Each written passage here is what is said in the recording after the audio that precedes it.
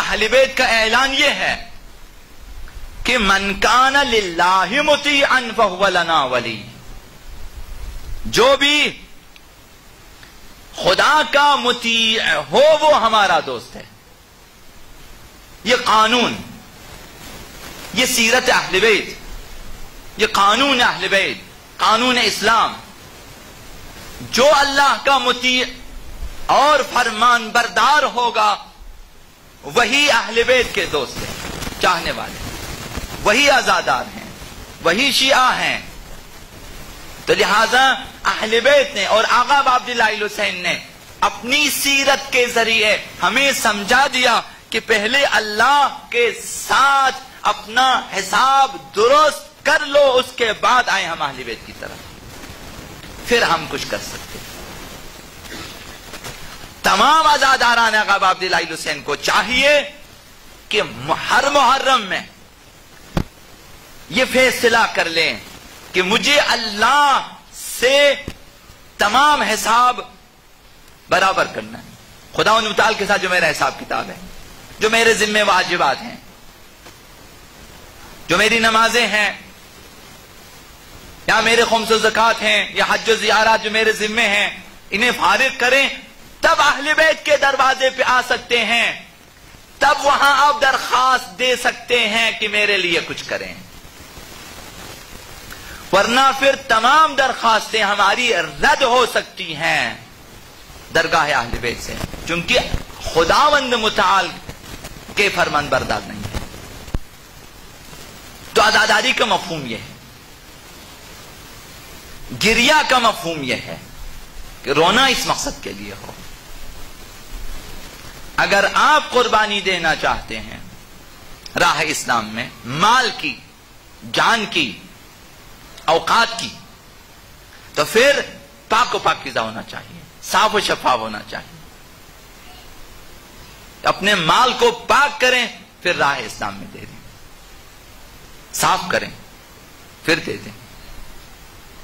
خود بھی اگر خدمت کرنا چاہتے ہیں تو اگر آلودہ ہو کر خدمت کریں تو شاید مقبول درگاہ اہل بیت اور درگاہ خدا نہ ہو، لیکن اگر آپ تقوی کے ساتھ، توبہ کے ساتھ اگر خدمات انجام دیں تو انشاءاللہ مقبول درگاہ خدا ان متعال قرار پائیں گے، تب ہم امیدوار ہو سکتے ہیں۔ تو پاک ہونا شرط۔ آقا عبداللہ حسین نے دیکھا کہ لوگ آ رہے ہیں میرے ساتھ، تو یہ فرمایا کہ پاک صاف ہو کر آ جائیں، کربلا اگر آنا چاہتے ہیں، شہید ہونا چاہتے ہیں۔ فَيَا لَيْتَنَا كُنَّا مَعَكُمْ کہنا کافی نہیں ہے، یہ کافی نہیں ہے، نجات کے لیے یہ کہنا کافی نہیں ہے، عملی طور پر آقا عبداللہ حسین کو الگو اور اسوہ بنانا ضروری ہے۔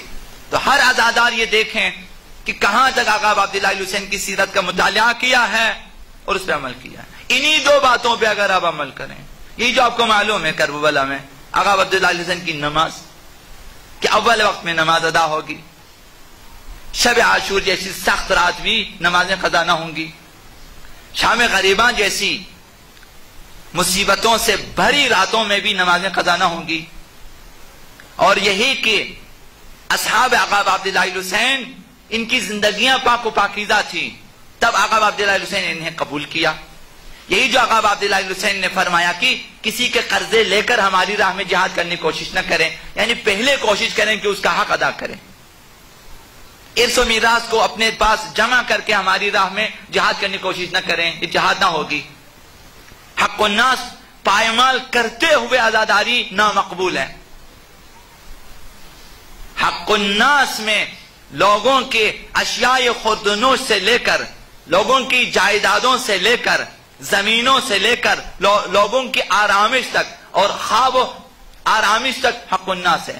کسی بھی طرح سے انہیں ضائع نہ کریں، آپ کی عزاداری پاک صاف ہوگی۔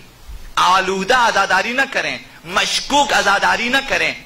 آپ نے عزاداری کی 20 افراد کو آپ نے بیزار کر دیا اپنی عزاداری سے، مثلا تو وہ آلودہ عزاداری۔ کتنے لوگوں کی نیندیں مثلا حرام کی ہوگی کہ میں نے عزاداری کرنی ہے۔ یہ ایک فرہنگ بنتی جا رہی ہے، یہ ایک ثقافت بنتی جا رہی ہے کہ جب عزاداری کرنی ہے تو پھر اس طرح سے کریں کہ سینکڑوں افراد اگر میری وجہ سے تکلیف میں ہوں تو ہوں، مجھے اس سے کیا، میں نے عزاداری کرنی ہے۔ تو حسینیت میں ایسی چیزیں نہیں ہیں، حق الناس کی بھرپور حمایت ہوتی ہے، رعایت ہوتی ہے، یہ حسینیت ہے۔ کربلا کی زمین آقا عبداللہ الحسین خرید لیتے ہیں۔ ہم تو عزاداری کرنا چاہتے ہیں، آقا عبداللہ الحسین قربانی دینا چاہتے ہیں۔ ہم اپنی عزاداری کے لیے اگر زمینوں میں لوگوں کے حقوق کی رعایت نہ کریں تو کربلا والوں کے لیے کیسے ہم عزاداری کر سکتے، جنہوں نے اپنی شہادتوں کے لیے بھی زمین کو خرید لیا،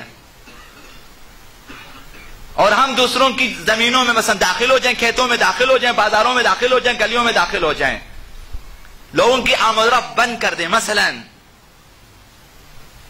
اپنی عزاداریوں کے لیے، تو سوچنا چاہیے۔ لوگوں کی نیندیں حرام کرنے سے لے کر جتنے بھی تجاوزات ہیں، تو عزاداری کو پاک و صاف ہونا چاہیے۔ کربلا کی زمین کو خرید لیتے آقا عبداللہ الحسین، اتنی مسافت میں خرید لیتے ہیں، پھر اس کے بعد غریبوں کے لیے وقف کر لیتے ہیں کہ یہ میں نے خرید لیا، اس کے بعد وقف کر لیتے ہیں۔ اب اس کا اثر یہ ہوا کہ کربلا اس طرح سے آباد ہو گئی کہ تا قیامت آباد رہے گی، اور ہدایت کا نشان بن گئی کربلا، ہدایت کا مینار بن گئی۔ اب جو بھی جاتا ہے کربلا متاثر ہو کے آ جاتا ہے، ہدایت لے کے آ جاتا ہے۔ تو یہ مالوں کی قربانی جو کم ترین قربانی ہے، یہاں پر آقا عبداللہ الحسین کی سیرت کا مطالعہ کریں، پھر آگے سوچیں جب جانوں کی قربانی کی باری آئے گی تو اسے کس طرح سے پاک و صاف ہونا چاہیے، پھر اس کے بعد جب اولاد کی قربانی کی باری آ جائے گی تو دیکھنا چاہیے، پھر چوتھے مرحلے میں جب بالا ترین قربانی عزت و ناموس کی قربانی ہوگی، وہاں کس قدر انسان کو شائستہ ہونا چاہیے۔ آقا عبداللہ الحسین جیسی ہستیاں ہی اس قسم کی قربانیاں دے سکتی ہے، عزت و آبرو کی قربانی۔ ہمارے لیے شاید مفہوم نہ رکھتا ہوئی چیزیں۔